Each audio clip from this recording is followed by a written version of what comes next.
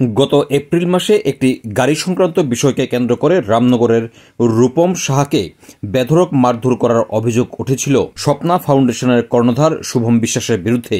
এই বিষয়ে আদালতে মামলা দায়ের করা হয়েছে রূপম সাহার তরফে। এরই মধ্যে গত 9 তারিখ কর্নেল চমুনিতে অভিযুক্ত শুভম বিশ্বাস এবং তার সাগরেদরা মিলে রূপম সাহাকে আবারও আক্রমণ করে বলে অভিযোগ। এই বিষয়কে কেন্দ্র করে শনিবার পশ্চিম আগরতলা থানাতে লিখিত অভিযোগ দায়ের করা হয়েছে অভিযুক্ত শুভম বিশ্বাস এবং অন্যান্যদের তরফে। এদিন সাংবাদিকদের মুখোমুখি হয়ে গোটা আক্রমণ সম্পর্কে বিস্তারিত জানিয়েছেন রূপম সাহার মা রূপা ধর। আমার ছেলে শুভম বিশ্বাসের গাড়িটা নিয়ে কলকাতা নিয়ে ভ্যানকে নিয়ে গাড়ি চালাইছিল। চালানোর মাধ্যমে গাড়িটা অ্যাক্সিডেন্ট হয়েছে।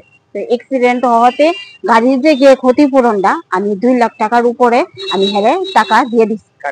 শুভম বিশ্বাসে আমি টাকা দিয়ে দিই, গাড়ি মালিকরে আমি দিয়ে দিচ্ছি। তারপর গাড়ি মালিক যখন দেওয়ার পরে দিয়ে সেটা এরপরে আরো জানাইতেছে যে গাড়ির যে ইএমআইটা এটা আমার 1 লাখ টাকা আমি দিতাম। তো আমার ছেলে স্টুডেন্ট, তারপর সাধারণত পড়াশোনা করে, বাবা নাই, নিজে টুকটাক করে বিজনেস করে চলতেছে। তারপরে যখন প্রেশারটা দিত তখন প্রেশারের থ্রুবে কইছে ঠিক আছে তোমার 1 লাখ টাকা আমি দিতে পারতাম না, আমি 5,000 করে আমি দিই। তো 5,000 করে দিয়েতে 2 মাস করে দিতে। দেওয়ার পরে কি করছে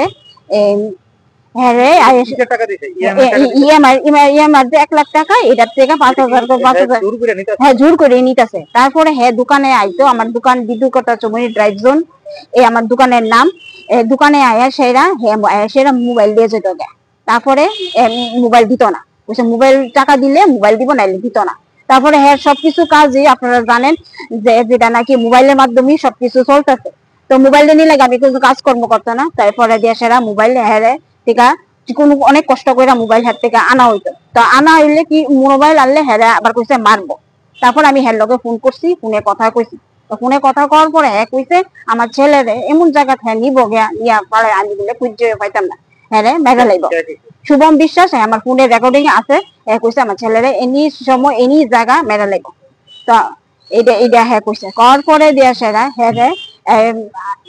এপ্রিল মাসে আস্তবলকে গিয়া নিচে ফোন করে নিচে নিয়ে আস্তবলের ভিতরে এখন পাবলিক প্লেসের ভিতরে সবাই সামনে এখানে সিসিটিভি ফুটেজও আছে।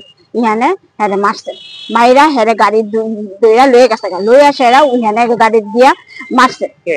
শুভম বিশ্বাসের লগে যারা আছে তার চেলা চামুন্ডাদি ইদি নিয়া মারছে। মাইরা কইছে তাহা দিবি দিবি না, কইছে তাহা যদি না দেশ তোরে মেরালাম, এই কথা কইছে। তো গড় আইছে কইছে। তো আমি সঙ্গে সঙ্গে থানাতে আইছি, থানাতে আমি এফআইআর করছি। এফআইআর করার পরে থানা কইছে দেখবো কইয়া যখন আমার লেটটা আমার আর সহ্য হইতেছে না, তারপর আমি অনেক করছি। করার পরে আমি এটারে কোর্ট কেস করছি। কোর্ট কেস করার পর কোর্ট কেস চলতেছে, রানিং চলতেছে। পরশুদিন 9 তারিখ কি করছে, গেছিল একটু কর্নেল চমুনিতে, ইহানে আটকায়া আমার ছেলে গেছিল, সঙ্গে অমিত দাসও আছিল। তো গিয়া শুভম বিশ্বাস লগে আরো কয়েকজন মিল্লা মারছে, খুব মারছে। রাত দিয়া মানে ব্লিডিং হইতেছে, যেটা নাকি বিস্তার থেকে উঠতে পারে না, অহনো উঠতে বইলে নাকে দিয়ে রক্ত আয়, ব্লিডিং আয়। তো আমি আমার যে শুভম বিশ্বাস স্বপ্না ফাউন্ডেশনের যে চলাইতেছে, সমাজের এত মানে কি মানে একটা মুখোশ করে রাখছে। তারপরে এটা যে কি মানে এটা যে মুখোশটা আমি সাধারণ থেকে আমি মাননীয় মুখ্যমন্ত্রীর কাছেও আমি যাবো, দরকার পড়লে যদি আমি সুষ্ঠু বিচারটা না পাই আমি মুখ্যমন্ত্রীর কাছেও যাবো। আমি অনুরোধ, আমার আমার হুমকি দিতেছে, আমার ছেলেরও হুমকি দিতেছে। কইছে কেস যদি না তুলে মাইরা লাগবে। তো আমি যে সাধারণ মানুষ, আমি চলুম, আমি ব্যবসা বাণিজ্য করুম, আমি রাস্তায় বাড়বো, আমার নিরাপত্তা করি, আমার ছেলেরা যে কোনো সময় আমার মাইরা লাইতে পারে। তো এই যে আমার যদি মাইরা লা, তো আমি আমার ছেলের এই ফার্ম করি, আমি কি করতাম, আমি কই যাইতাম?